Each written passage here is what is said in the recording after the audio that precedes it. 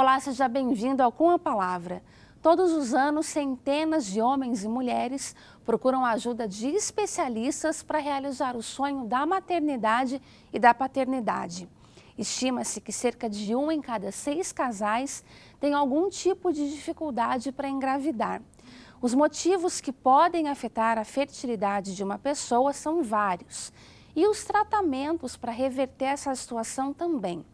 Vamos agora conversar com uma embriologista, especialista em reprodução humana assistida. Com a palavra, Lia Pontes de Moraes.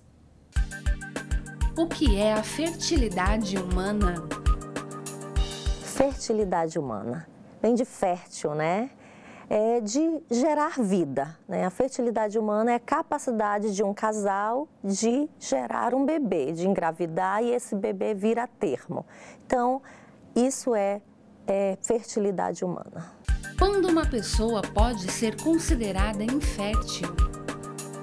Isso varia com a idade, tá?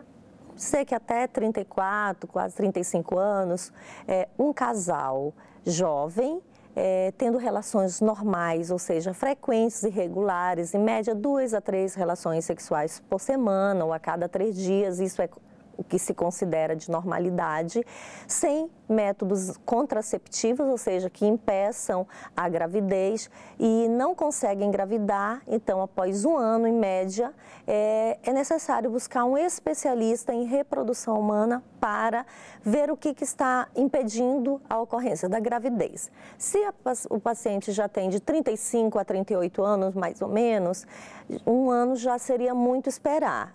É melhor uma espera apenas de 6 meses com as relações sexuais normais e se não ocorrer a gravidez em 6 meses, vamos procurar o especialista. E assim vai diminuindo. Então, chegou a mais de 40 anos, 3 meses.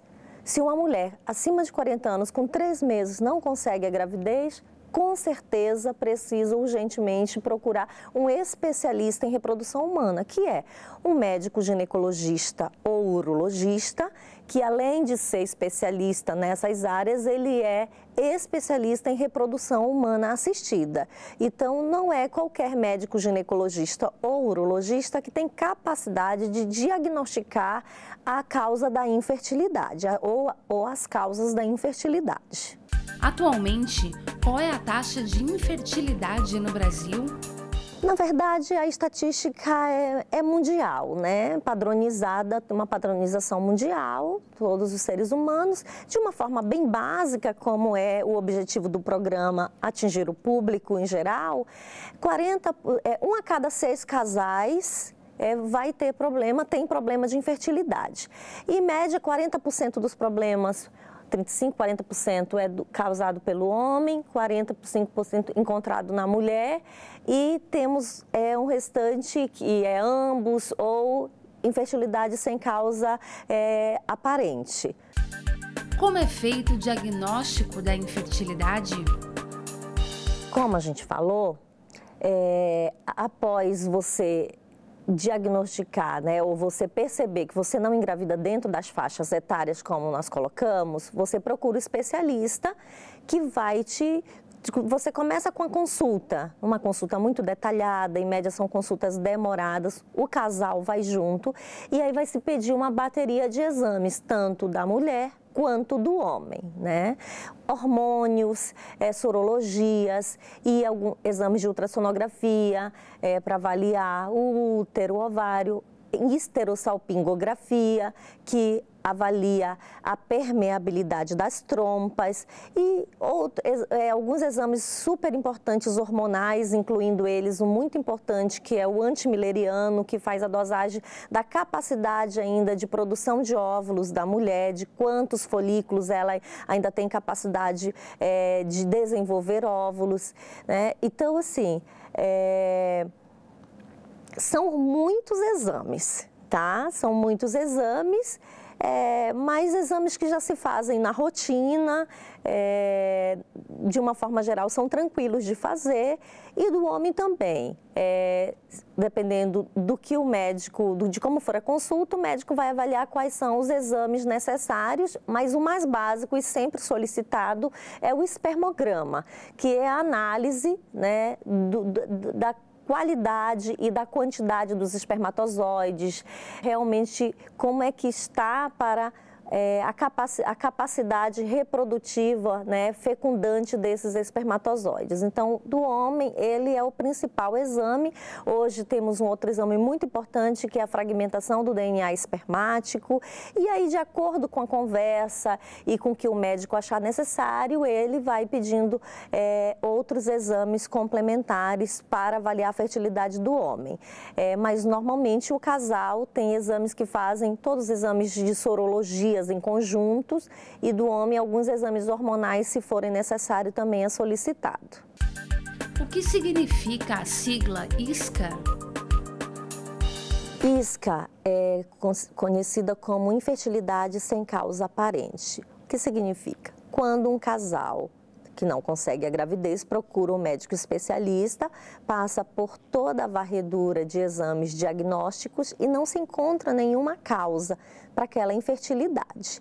E aí, dependendo da idade da mulher, do diagnóstico seminal, né, opta por um coito programado ou por uma inseminação intrauterina, mas na maioria das vezes vai diretamente para a fertilização in vitro, né?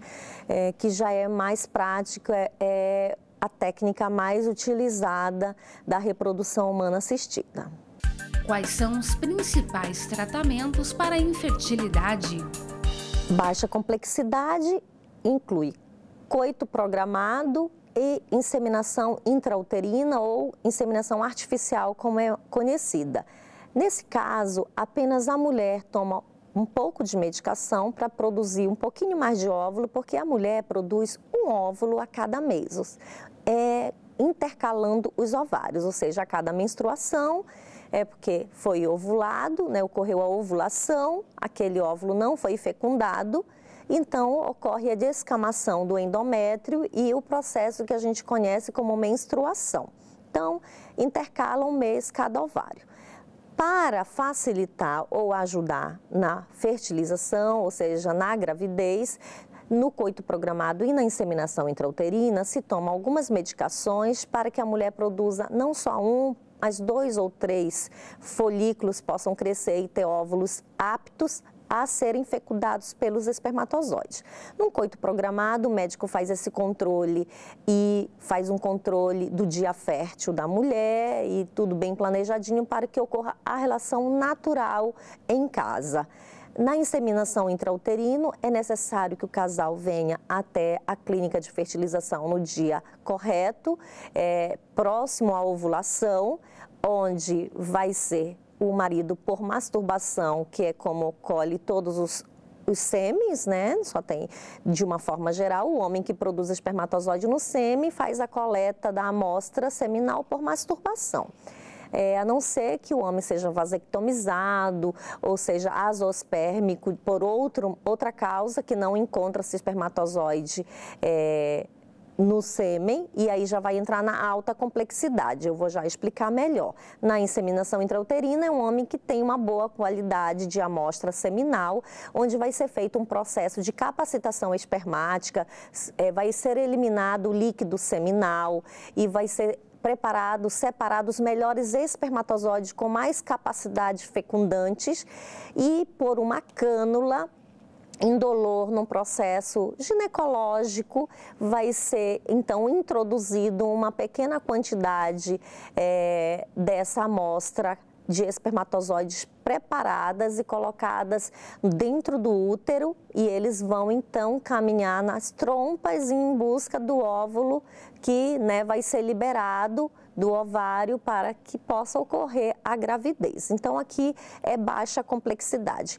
Alta complexidade depende do diagnóstico da mulher, da idade e da qualidade seminal também, porque de repente a mulher é jovem, mas o marido tem uma qualidade seminal, ou seja, seja, baixa quantidade de espermatozoide, menos que 15 milhões por ml, baixa motilidade, menos de 32% de espermatozoides móveis fecundantes, são termos técnicos, né? E também a questão da fragmentação de DNA espermático, se tem alteração, da morfologia dos espermatozoides, e aí a gente vai para os processos de fertilização in vitro, dependendo então desses diagnósticos, que pode ser fertilização in vitro clássica, onde ocorre a preparação dos gametas, mas o espermatozoide ele penetra sozinho no óvulo, sem a ajuda do embriologista. O embriologista apenas prepara os espermatozoides, prepara os óvulos, deixa eles numa plaquinha de cultivo, como medicação, meios de cultura, que é uma medicaçãozinha própria para que ocorra a fertilização, e aí vai se observar 17, em média 17 a 20 horas após a hora que a gente colocou os gametas juntos, para fazer um processo de limpeza nos ossos e verificar quantos deles se tornaram embrião. A técnica mais utilizada é a ICSI, de alta complexidade, injeção intracitoplasmática de espermatozoide, onde a gente utiliza um equipamento, um microscópio invertido, com todo um sistema de joystick, de micromanipulação, e os espermatozoides podem ser melhor selecionados, eles são selecionados individualmente, lógico, porque só pode a fecundação ocorrer normal com a penetração de apenas um único espermatozoide no óvulo. Quando isso ocorre naturalmente, ocorre um bloqueio na zona pelúcida do ócito, impedindo que outros espermatozoides penetrem. Na injeção intracitoplasmática, nós com agulhas apropriadas vamos captar o melhor espermatozoide daquela amostra e vamos então injetar, por isso o nome é injeção, injetar dentro desse ócito. E também 17 a 20 horas após esse processo, vai se observar se ocorreu a fecundação. Então, existem uma forma correta da presença de pronúcleos, são todos termos bastante técnicos, mas nós vamos ver se ali nós temos um bebê. E quando o homem não produz espermatozoides, se for por vasectomia, por exemplo, a gente pode fazer PESA, TESA, são pequenos microcirurgias que a gente capta o espermatozoide diretamente do epidídimo por aspiração ou do testículo por um pequeno corte, e a gente encontra na fonte onde eles são produzidos, né, no epidídimo e testículo onde ele é produzido, armazenado, e dali a gente consegue coletar espermatozoides para que possa fecundar os óvulos da esposa. Então, é bem mais complexo, bem mais delicado, mas a maioria dos casais, como eu falei, por causa da idade que procuram as clínicas de reprodução humana, acaba que é a técnica de alta complexidade mais utilizada no Brasil e creio que de uma forma geral no mundo. Os procedimentos da inseminação e da fertilização são doloridos ou oferecem riscos? Olha, eu não considero que eles são dolorosos do ponto de vista orgânico-biológico, tá? Risco também não se a paciente está com boa saúde, né? Porque a gente sabe algumas complicações de uma gravidez, por exemplo, uma mulher que tem pressão alta, ela não pode, ela tem que estabilizar. Tem algumas questões de saúde, a saúde dos progenitores, ou seja, do homem e da mulher, dos futuros pais, é bastante importante esteja com uma boa saúde, com bom peso, né? A obesidade, a estar acima do peso impede, atrapalha um pouquinho a questão da fertilização. Então, uma boa saúde é muito importante para o processo reprodutivo. Não oferece, de uma forma geral, risco à saúde nem do homem, nem da mulher. Eu creio que a parte emocional é a que requer um pouco mais de cuidado. Muitas mulheres, elas sofrem bastante com a questão emocional, ansiedade pelo processo, pela pela resposta positiva logo de primeiro momento e nem sempre isso acontece. Vou dizer que o maior incômodo para a mulher são as muitas injeções que ela usa, que são aplicadas no abdômen, aqui na barriga, e aquelas picadinhas são microagulhas muito fininhas que dão um pouco de incômodo, então depende da tolerância da mulher à dor. A inseminação é tudo feito com a mulher super em consciência, como um processo ginecológico muito tranquilo.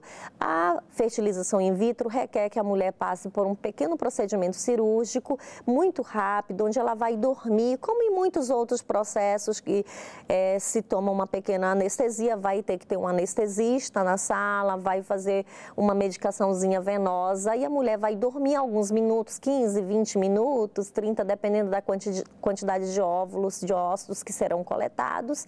E é via vaginal, não tem corte, com uma agulha própria. O médico faz a aspiração do folículo, né, que tem um líquido folicular dentro do folículo que está nos ovários, e esse líquido folicular vai para o laboratório onde nós, embriologistas, vamos encontrar os ócitos que cresceram durante o processo de indução da ovulação, que média demora 12 dias, a mulher tomando medicações de 8 a 10 dias, até 12, para que os ócitos cresçam e amadureçam, estejam na fase correta de receberem os espermatozoides. Ok? Então, de uma forma geral, é muito tranquilo, sem maiores riscos, a não ser realmente a questão emocional que conta bastante para o bom equilíbrio da saúde mental da mulher e do casal. Qual é a relação entre a fertilização in vitro e a gravidez de gêmeos? A relação é dependendo da quantidade de embriões. Então, o processo todo começa com a coleta dos óvulos, a preparação dos espermatozoides, isso é o dia 0, né? O dia que temos os gametas no laboratório. No próximo dia, que é 17 a 20 horas depois, a gente vai ver quantos ócitos foram fecundados, quantos embriões nós temos. O dia 1 é embrionário. E aí vem dia 2, que o embrião tem 4 células, dia 3, em média, 8 células. Dia 4 é um dia que a gente praticamente não avalia, não tem uma forma definida o embrião, que é a mórula. E chega o dia 5, que é o dia que o embrião está mais especializado, na forma que chamamos de blastocisto. E aí é o dia que a gente vai decidir se vamos transferir naquele mesmo ciclo da coleta ou se vai ser vitrificado, congelado esses embriões em nitrogênio líquido a menos 196 graus centígrados, que é um processo incrível que paralisa o embrião naquela fase que ele está, e aí a gente pode desvitrificar ou descongelar posteriormente para transferir. Então a transferência pode ser no mesmo ciclo da coleta ou em ciclos posteriores, que hoje é o que está sendo mais realizado no Brasil e no mundo. E aí, se a gente transfere 2 embriões para a paciente, ela tem chance de ter gêmeos maior, porque nós estamos transferindo 2 embriões. Então, existe idade até 35 anos, 2 embriões. 36 a 39 anos, pode se transferir 3 embriões. De 40 a 50 anos, podem se transferir 4 embriões. Então, se eu transfiro mais embriões, eu tenho mais chance de uma gravidez gemelar. Porém, a gravidez gemelar é uma gravidez de risco, que requer muitos cuidados, e com a idade avançada da mulher, isso é um pouco mais delicado. Então, hoje, a tendência mundial é cada vez preparar as mulheres e o casal para que se transfira apenas um embrião e, de preferência, de boa qualidade, que é o que hoje nós buscamos na reprodução humana assistida, cada vez mais tecnologia para que nós tenhamos embriões de boa qualidade para fazer single transfer, que é transferência de embrião único. Quanto tempo dura o tratamento da fertilização? Varia, o tratamento varia porque depende da consulta, de esperar todos os exames que vão ser realizados e de quais exames vai realmente ser, mas após o diagnóstico e a decisão por iniciar o processo, se espera a menstruação da paciente e ela já, desde o primeiro dia da menstruação, já vai ter exames a serem realizados obrigatoriamente, e depois, média, no terceiro dia, se começa tomar a medicação, as injeções para que ela produza os oócitos. E aí, em média, 12 dias, esse processo até a coleta dos oócitos. A partir daí, da coleta, que é o dia 0, a gente vai ter do dia 1 até o 7º dia no laboratório, em média. Porém, o 5º dia é o mais comum de termos já a definição de blastocistos. E aí vai também definir se vai transferir a fresco. A gente vai aguardar 12 dias após a transferência, então 12 mais 12, 24, é menos que um mês o processo todo até o resultado do exame beta-HCG para verificar se ela realmente engravidou ou não. Mas se não ocorrer a transferência a fresco, aí a gente vai ter que aguardar 1 ou 2 ciclos, dependendo do que o médico decidir, para que numa próxima menstruação ela comece um novo preparo apenas do endométrio, do útero, para que se descongele os embriões para a transferência. Então, varia muito, o tratamento não tem. Tem pessoas que de uma primeira vez já conseguem o resultado, tem pacientes que vão precisar fazer muitas vezes e a gente tem que estar preparado. E é isso a maior questão emocional. Porque se dá um beta negativo, às vezes a paciente tem embriões congelados e ela já desmotiva, às vezes, eu não quero mais transferir. E se ela já tem os embriões, ela já fez um investimento muito grande, muito mais do que financeiro, emocional e de tempo, é muito melhor ela transferir os embriões que já estão congelados, né? Então varia, não tem um tempo específico, varia de casal para casal, mas o processo em si, na prática, é menos de um mês se já for feita a transferência no mesmo ciclo. O que é o congelamento de gametas e embriões e quando ele é indicado?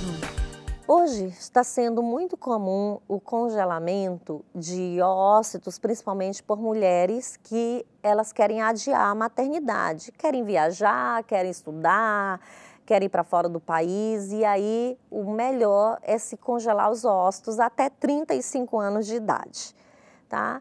Os homens não tem tanto esse critério da preservação da fertilidade, mas também se congela bastante gametas se tiver um diagnóstico de câncer.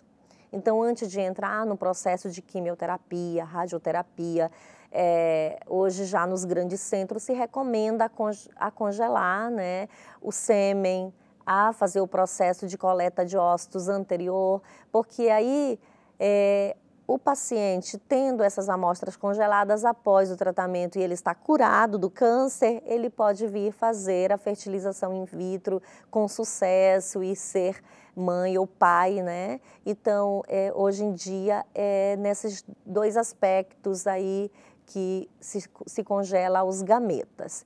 Os embriões se congelam justamente quando nós temos o resultado do processo de fertilização in vitro. E aí nós temos bastante embriões e os embriões são vidas, é o que vai fazer com que um casal tenha o seu bebê em casa. Então nós precisamos congelar, nós não podemos desprezar essa vida. Então não é uma opção do casal. Se o processo resultou em 5 embriões, doutor, eu quero transferir 1 e quero jogar os outros embriões fora. Isso não é possível, a nossa legislação não permite, né? Até porque não se tem garantia se nessa primeira transferência nós já teremos a gravidez. Então, se nós temos embriões congelados, que maravilha, porque aí a gente pode ter outras transferências e de repente numa segunda transferência ela engravidar e aí ter mais embriãozinho guardado e ela pode ter um outro filho posteriormente daquele mesmo processo que ela fez. Então, é mais lucrativo em todos os sentidos para o casal termos embriões para congelar, apesar de ter um valor a mais para isso, mas é muito melhor. Qual é a atual situação da reprodução assistida aqui no Brasil? Eu acho que o mais difícil é que são poucos os serviços públicos de uma forma geral no Brasil inteiro. O SUS, ele não cobre o tratamento ele é particular. Nós temos em São Paulo o Hospital Pérola Baiton, que faz o tratamento, mas aí tem que ser idade mais jovem, tem que ter são alguns critérios de seleção, né? Em Brasília também eu creio que nós temos um serviço que atende público. Algumas clínicas de reprodução humana, elas fazem um serviço social onde elas fazem alguns projetos, isso em São Paulo, em Brasília, em outros lugares do Brasil, em Belo Horizonte, em Manaus também, nós temos, a nossa clínica também faz projetos onde ela dá palestras, ela acumula um número maior de pacientes e ela consegue baixar um pouco o custo para que facilite e ajude os casais. Então, mesmo a pessoa que tem o convênio não cobre a maioria dos exames diagnósticos, né? Então, a pessoa, eu tenho convênio, eu vou particular, pode tentar pedir reembolso no seu plano de alguns exames, mas não vai conseguir de todo, né? Então, acho que a maior dificuldade da reprodução humana no Brasil, que é um processo que ele tem um custo elevado, né? E para pessoas de média, baixa renda, isso se torna, às vezes, um impedimento, né? Da pessoa fazer vários processos, investir, o casal ter consciência que nem sempre nós vamos conseguir o resultado num primeiro ciclo de fertilização in vitro, né? Então, eu acho que essa realidade brasileira, a saúde no Brasil, né, de uma forma geral, ela requer, né, que o governo hoje consiga beneficiar maior o povo brasileiro.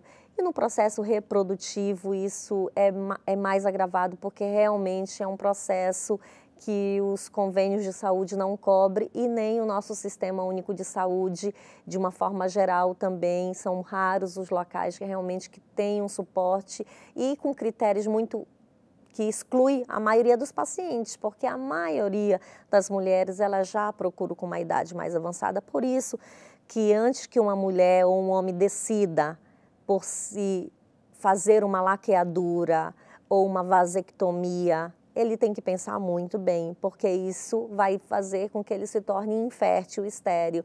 Uma pessoa vasectomizada, a reversão de vasectomia é mais delicada, é difícil, mas nem sempre vai ter sucesso. A reversão da laqueadura também não o custo não é baixo para essas cirurgias de reversão. Então, antes que se tome uma decisão que é definitiva, entre aspas, tem que pensar bem no seu futuro, se é isso, se já tem idade realmente, se já tem a quantidade de filhos.